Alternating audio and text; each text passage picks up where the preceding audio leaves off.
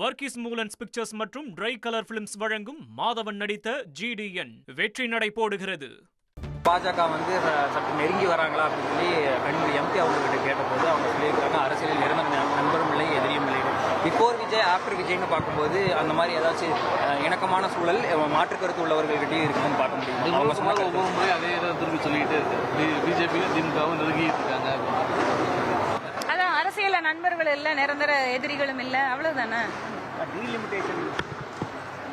Delimitation first அந்த bills எல்லாம் வரட்டும், அதுக்கப்புறம் அதை பத்தி தனியாவே ஒரு பிரஸ் மீட் கொடுக்குறேன். ஓகே, பாஜக திமுக கூட்டணி உருவாகுது. அதுதான் ஏங்க, அது உருவாகும் போது எல்லாம் சொல்லுவாங்க, அது உருவாகிற முன்னாடி நீங்களும் உருவாக்கி விட்டுருவீங்க போல இருக்கு. எதிர்ப்புங்கிற ஒற்றை புள்ளியில எல்லாரும் இங்கிலீஷ் தனியா போயிடலாம். இப்ப என்னப்பா நாளுக்குள்ளே கேள்வி அதிகமா கேட்கணும், அதுக்கான சூழல் வரும்போது பார்க்கலாம்.